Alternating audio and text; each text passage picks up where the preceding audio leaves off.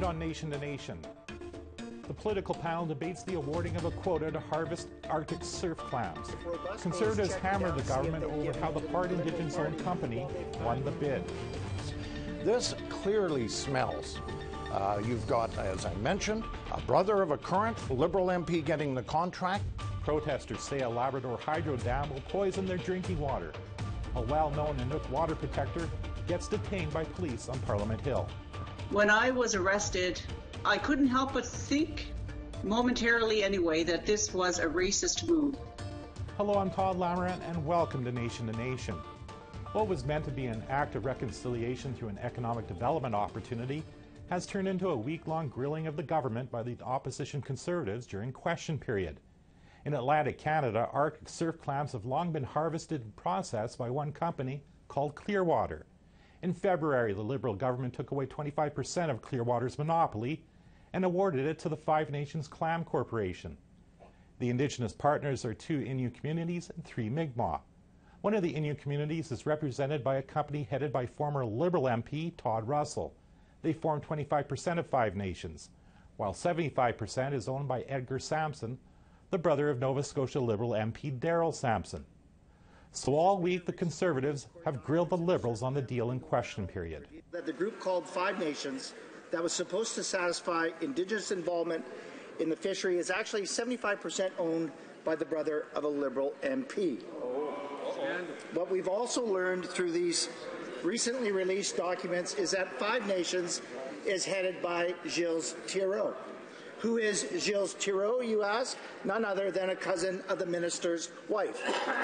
Was the Prime Minister aware of the minister's family's connections in this bid? Right, Honourable Prime Minister.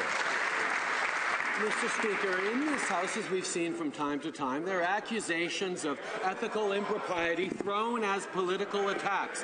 What we have is an Ethics and Conflict of Interest Commissioner who is in charge of evaluating the facts and making dispassionate findings that Canadians can have confidence with. And if they are making accusations around ethics and conflict of interest, they should work with the Conflict of Interest and Ethics Commissioner to ensure that everything is being followed. But I can assure you that on this side of the House, we respect the work of the Conflict of Interest and Ethics Commissioner and follow their instructions.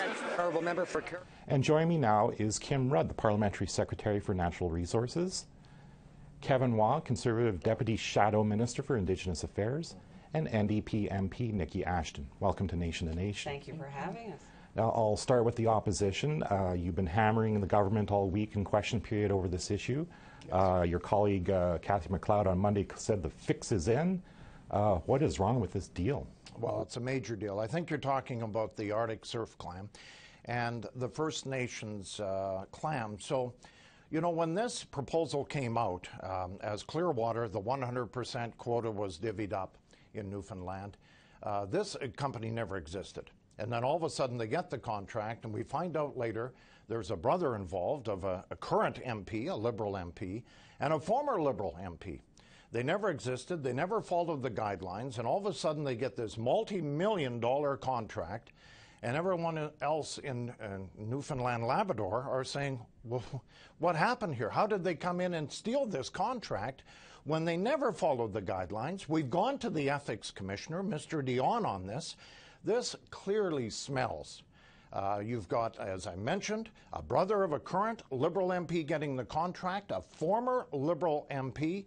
So obviously the Ethics Commissioner, Mr. Dion's going to have fun with this contract. And I just want to point out that former Liberal MP is Todd Russell. He is. From Labrador. That's right. Ms. Ashton, I don't know exactly what the NDP think of this deal. Can you explain what your party's position? Well, we're also very concerned. We certainly support the need to get to the bottom of what's going on here. I mean, beyond the direct connections to the Liberal Party from people in this company, we also now know of the minister's familial connection in this as well. It's very concerning, and we certainly support the First Nations who have come forward and have put forward are challenging this decision and saying that you know, the company that got this didn't, never mind all of these issues, didn't have sufficient Indigenous community support. They do, and therefore this decision should be reviewed and frankly rescinded. What do you think of that? Should this be rescinded and reviewed, this decision? Well, first of all, I'd like to correct the record. In terms of the Ethics Commissioner reviewing this, he indeed has reviewed the complaint that Mr. Doherty put forward and indeed has said nothing is there and he won't be investigating any further. So while the Conservatives have put that forward, let's be clear, the Ethics Commissioner has dismissed it. So the second piece is around the process for expressions of interest. The call for expressions of interest went out.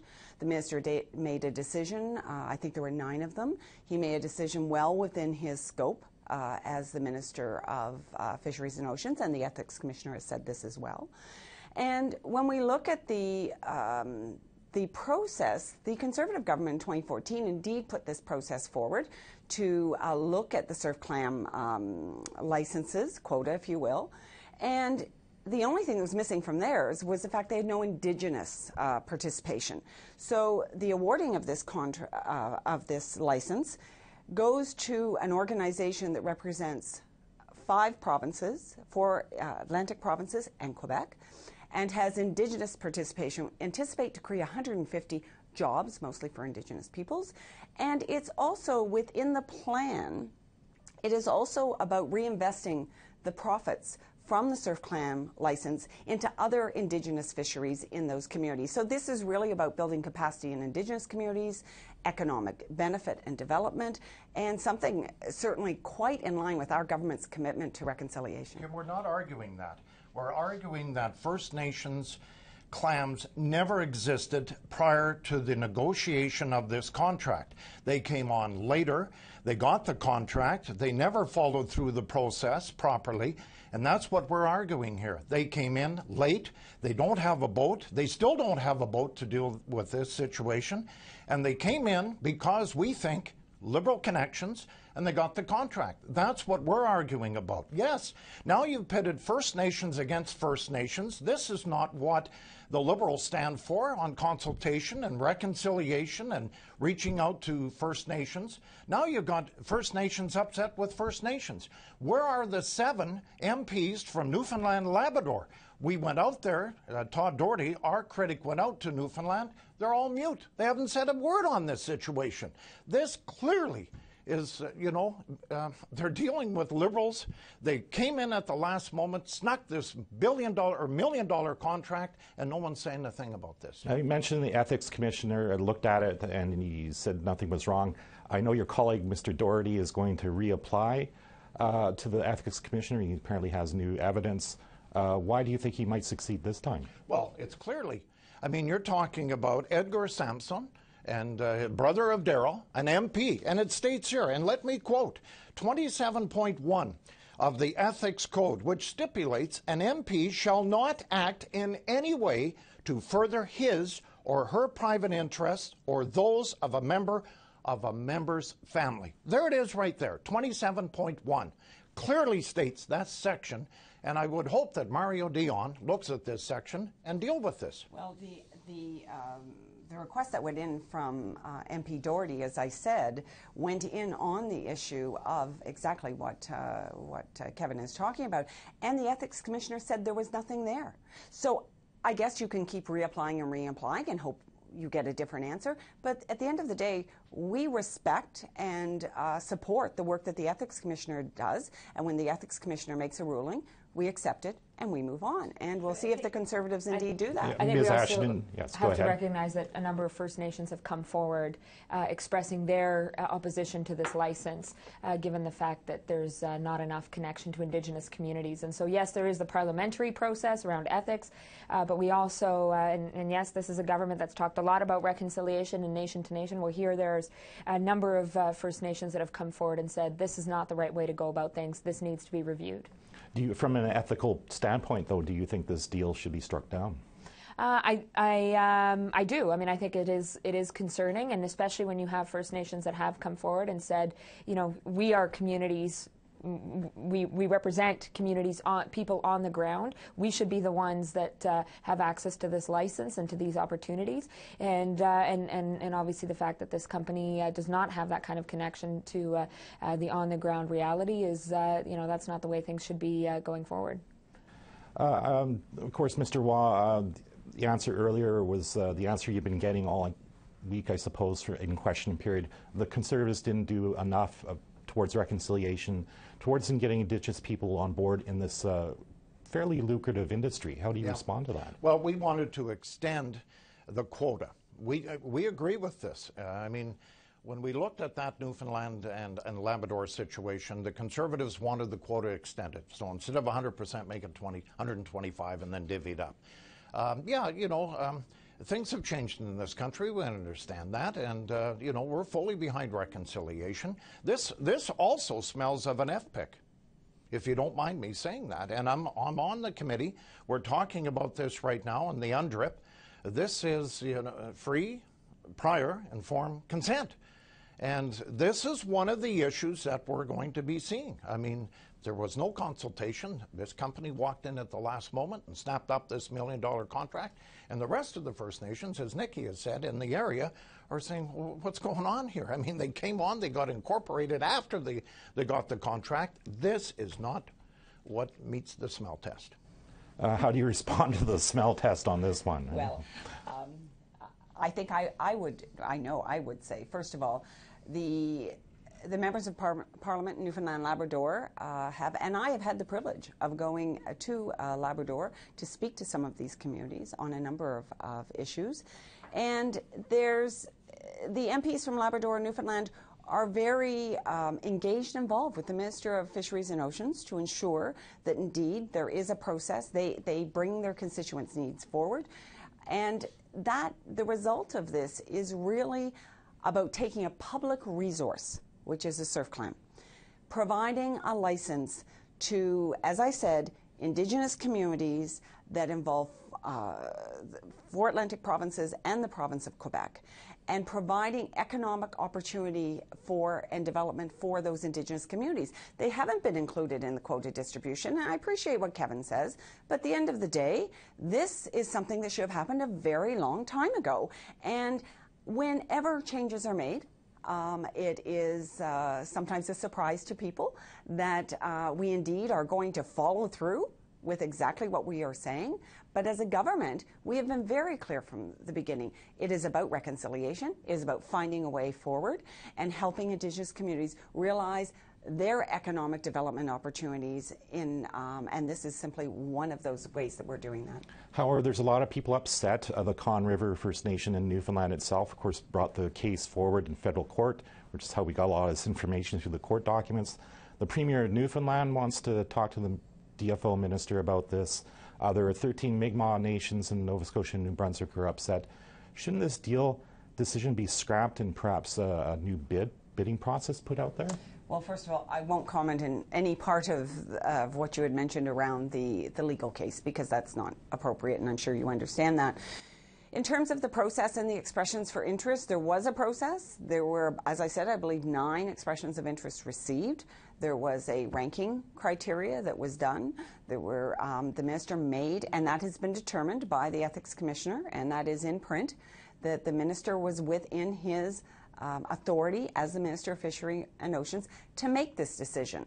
So we can, I think we can have confidence in the fact that the Ethics Commissioner has said that, and we look forward to the opportunity of providing this economic benefit to those communities involved. And we also need to be clear that this is about economic development for the whole region. While it will directly benefit a number of First Nations, there will be economic spin-off in the whole region. Ms. Ashton, how do you respond? Because if the deal is scrapped, First Nations might be out of jobs and an economic opportunity. Mm-hmm. Well, certainly that's not the goal here. What we need to be doing is moving forward in partnership, recognizing that First Nations ought to have the right to develop this resource. But as has been said, the process that got us to this point is deeply flawed, and not only is it are there some really unethical elements to it, but we have First Nations that have come forward. They're going to the courts. They've made it very clear that the company that came forward does not have the kind of connection to Indigenous communities that's necessary. They are the ones that believe they should be going forward, and I believe we need to be listening to these First Nations, and this needs to be done right. Mr. Waugh, quickly, I'm going to give you the last word. Yep. Well, it's too bad because we all want prosperity for First Nations. This contract was going to be a good start. Let's face it. There's millions of dollars, there's economic development here, there's employment here, and then we have this First Nation clams. So obviously they walked in at the last moment, stole the contract, and now we have uncertainty out there.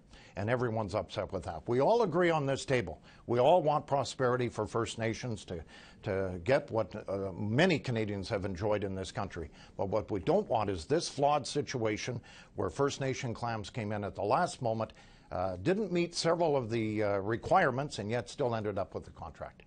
Okay, I want to thank you all for doing this. Thank you. No, thank you for having us. After the break, we speak to Labrador land protector Marjorie Flowers. She was detained by police while protesting the Muskrat Falls Hydro Dam on Parliament Hill.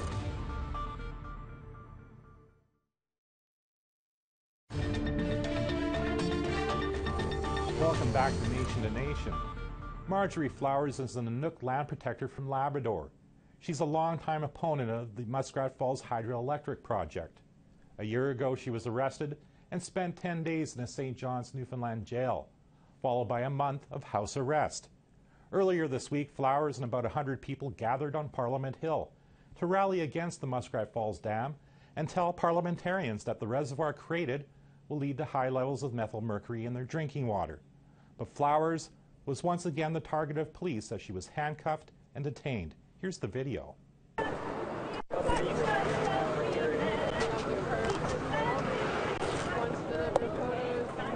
We're just delivering photos of individuals who are... Joining me now is Marjorie Flowers. Ms. Flowers, welcome to Nation to Nation. Thank you. Why do you think you were targeted for detention?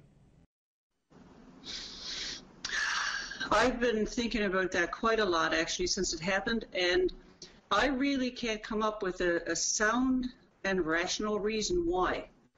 You must have known that if you're going to try and go into Parliament that you might get detained. Well, we all were very much aware of that, but I mean that was to be expected. We knew that from the get-go when we left Labrador. That was probably how it would be, but that doesn't stop the message. It can't stop the message. And when I was arrested, I couldn't help but think momentarily, anyway, that this was a racist move. I was the only, well, besides Angus, and Angus didn't walk through. Angus didn't, step over that line to be arrested. Angus Anderson, who's also a full Inuk from Nain in Nunatsiavut. So I am left to believe that there is a high possibility that it was a racist move. Now, your member of Parliament for Labrador, Yvonne Jones, came out and spoke to those gathered and even drank from a bottle containing contaminated water. What did you think of her appearance? I was disgusted, to put it lightly, because if Yvonne has done the research, we all know that methylmercury doesn't affect the body through drinking water. It was a symbol. It was a symbolic move on Angus's campaign. Methylmercury is a chemical process that happens and that causes the poisoned mercury to enter into the microbes in the water that then gets eaten by the higher levels in the food chain. And by the time it reaches the foods that we eat, like seal and salmon and char and shellfish, that mussel in that food is contaminated. And if Yvonne Jones had done her research, she would have known that. And for her to drink that water only sent a clear message to the whole Canadian nation that methylmercury is okay, which was ludicrous. In my opinion, she destroyed what little image she had left of herself. Now, an independent committee has looked at the methylmercury poisoning issue and has recommended nearly $750 million be spent removing topsoil and vegetation. What are the problems with that recommendation from your viewpoint? They have not committed to clear the soil, as was agreed in that agreement when the Aboriginal leaders met with them. They have not agreed to do that, and for that to follow through without proper clearing of the reservoir is going to cause the methylmercury levels to rise astronomically. They haven't agreed to do that. Is there anything that you see is going to stop Muskrat Falls from going forward at this point?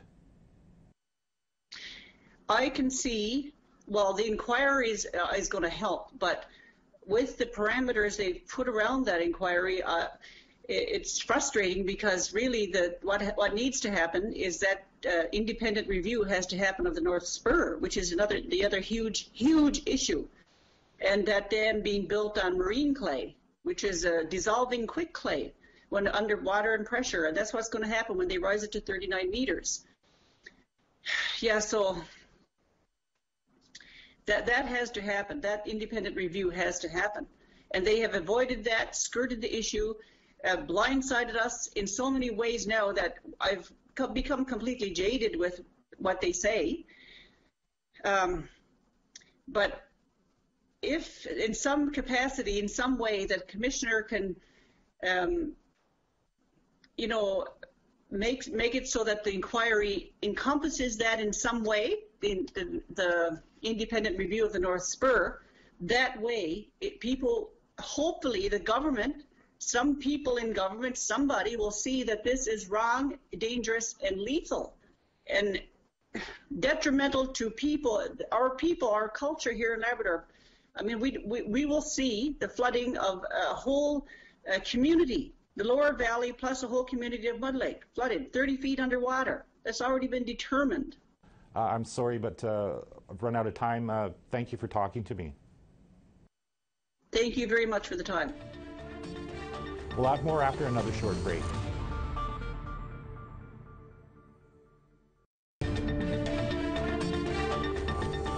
That's our show for the week.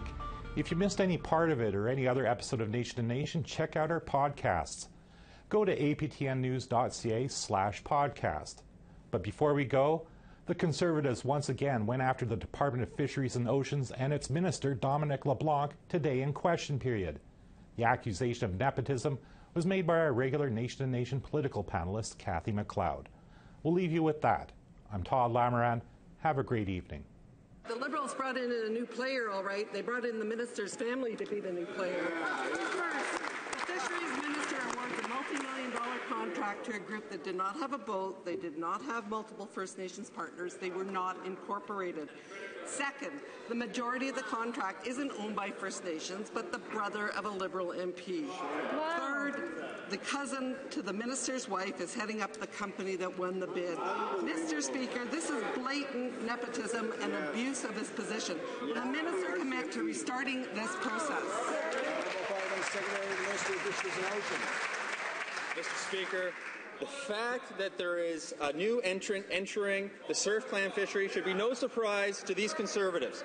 They went through 3 years ago a similar process. The only difference was they forgot to include Indigenous people, Mr. Speaker. Our government did not forget to include Indigenous people. In fact, we picked the best deal that will benefit the highest number of Atlantic Canadians, 4 Indigenous nations from Atlantic Canada and 1 Indigenous nation from Quebec, Mr. Speaker. Member for Campbell.